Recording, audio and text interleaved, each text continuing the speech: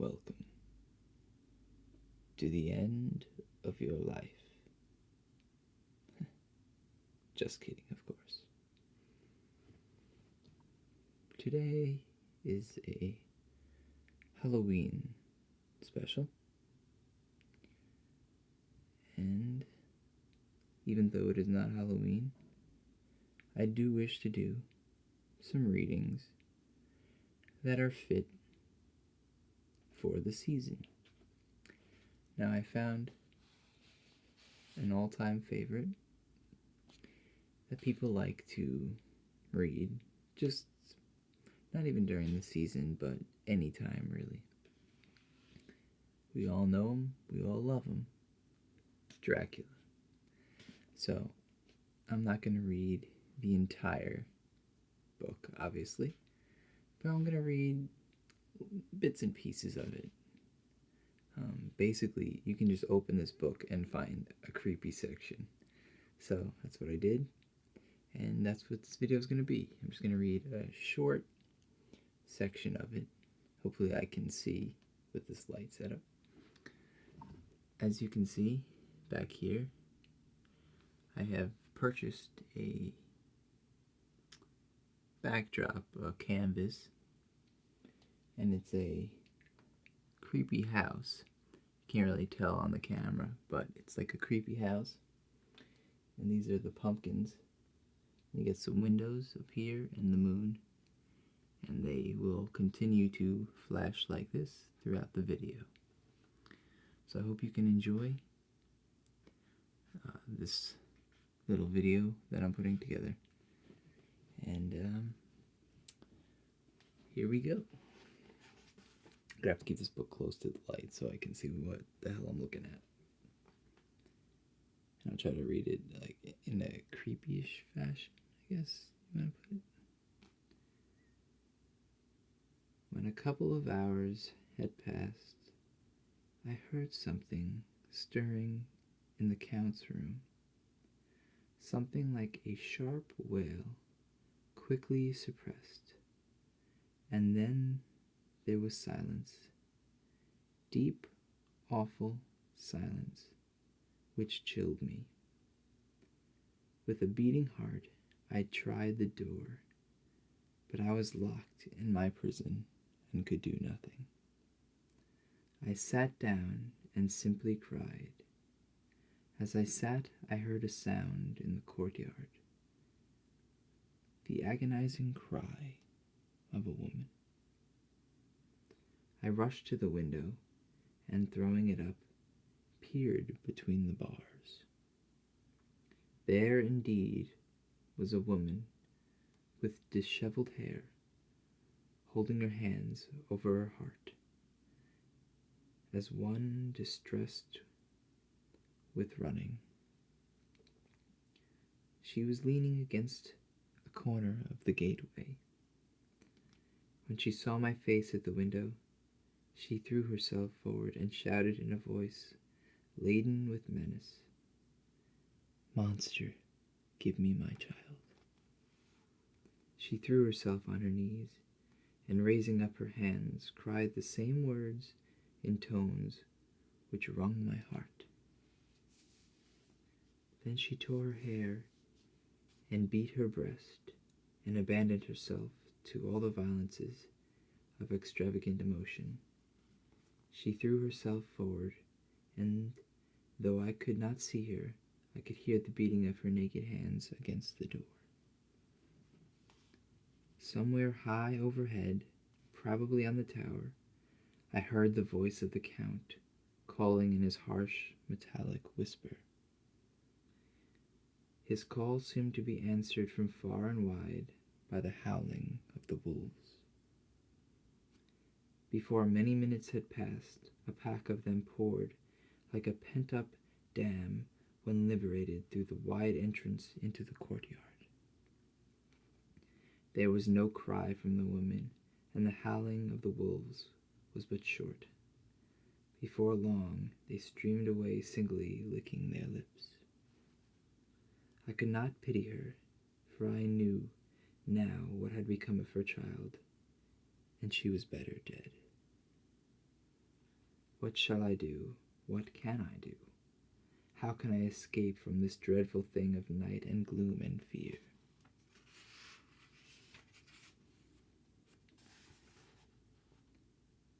June 25th. Morning. No man knows till he has suffered from the night how sweet and how dear to his heart and eye the morning can be. When the sun grew so high this morning that it struck the top of the great gateway opposite my window, the high spot which it touched seemed to me as if the dove from the ark had lighted there. My fear fell from me as if it had been a vaporous garment which dissolved in the warmth. I must take action of some sort, whilst the courage of the day is upon me. Last night, one of my post-dated letters went to post, and first of that fatal series which is to blot out the very traces of my existence from the earth. Let me not think about it. Action. It has always been at night time that I have been molested or threatened, or in some way in danger or in fear. I have not yet seen the Count in the daylight. Can it be that he sleeps when others wake, and he may be awake whilst we sleep? If I could only get into his room. But there is no possible way. The door is always locked. No way for me. Yes, there is a way, if one dares to take it. Where his body has gone, may not another body go. I have seen him myself crawl from his window. Why should not I imitate him and go in by his window? The chances are desperate, but my need is more desperate still. I shall risk it. At the worst, I can only be dead. Any man's death is not a calf's, and the dreaded hereafter may still be open to me. God help me in my task. Goodbye, Mina. If I fail, goodbye. My faithful friend and second father, goodbye. All and last of all, Mina. Some day later.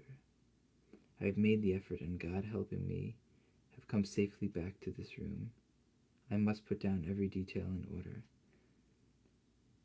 I went whilst my courage was fresh straight to the window on the south side, and at once got outside on the narrow ledge of stone which runs across the building on the side. The stones are big and roughly cut, and the mortar has but, by process of time, been washed away between them. I took off my boots and ventured out on the desperate way. I looked down once, so as to make sure that a sudden glimpse of the awful depth would not overcome me, but after that kept my eyes away from it. I knew pretty well the direction and distance of the Count's window, and made for it as well as I could, having regard to the opportunities available. I did not feel dizzy. I suppose I was too excited, and the time seemed ridiculously short till I found myself standing on the window-sill and trying to raise up the sash. I was filled with agitation, however, when I beat down and slid feet foremost in through the window. Then I looked around for the Count, but, with surprise and gladness, made a discovery. The room was empty. It was barely furnished with odd things, which seemed to have never been used. The furniture was something the same style as that in the south rooms, and was covered with dust. I looked for the key, but it was not in the lock, and I could not find it anywhere. The only thing I found was a great heap of gold in one corner, gold of all kinds, Roman and British and Austrian and Hungarian, and Greek and Turkish money, covered with a film of dust, as though it had lain long in the ground. None of it, that I noticed, was less than 300 years old.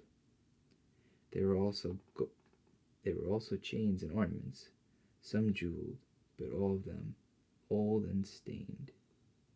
At one corner of the room was a heavy door, I tried it, for since I could not find the key of the room or the key of the outer door, which was the main object of my search, I must take further examination, and all my efforts would be in vain. It was open and led through a stone passage to a circular stairway, which went steeply down. I descended, minding carefully where I went, for the stairs were dark, being only lit by loopholes in the heavy masonry. At the bottom there was a dark tunnel-like passage, through which came a deathly, sickly odor, the odor of old earth, newly turned. As I went through the passage, the smell grew closer and heavier. At last I pulled open a heavy door, which stood ajar, and found myself in an old, ruined chapel, which had evidently been used as a graveyard. The room was broken, and in 2 places were steps leading to vaults, but the ground had recently been dug over, and the earth placed in great wooden boxes, manifestly those which had been brought by the Slovaks. There was nobody about, and I made search for another outlet, but there was none. Then I went over every inch of the ground, so as not to lose a chance. I went down even into the vaults, where the dim lit struggled, although to do so was a dread to my very soul. Into 2 of these I went, but saw nothing except fragments of old coffins and piles of dust. In the 3rd, however, I made a discovery. There, in one of the great boxes, of which there were 50 in all, on a pile of newly dug earth. He could not have lain there long, for the earthy smell would have passed away in a few hours. By the side of the box was its cover, pierced with holes here and there. I thought he might have the keys on him. When I went to search, I saw the dead eyes, and in them, dead though they were, such a long look of hate, though unconscious of me or my presence, that I fled from the place, and leaving the Count's room by the window, crawled again up the castle wall. Regaining my room, I threw myself, panting, upon the bed, and tried to think. Well, I'm going to end it there, and hopefully you enjoyed this little segment I came up with, and maybe I will do another one, maybe every once in a while throughout this month, to honor Halloween and this story from Bram Stoker. It's one of my favorite stories.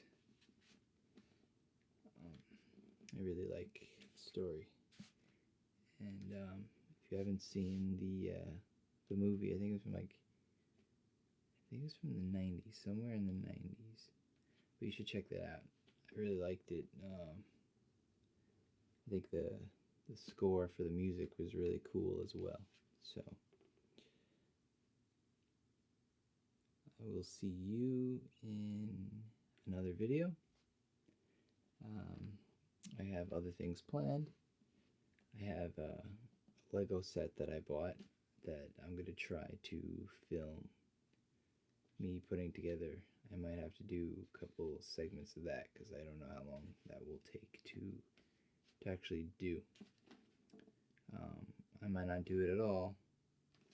I'll have to see how I can set up the cameras and everything as I do it. So, something to look forward to there. So, take care, everyone, and hope you enjoy the new season that is upon us.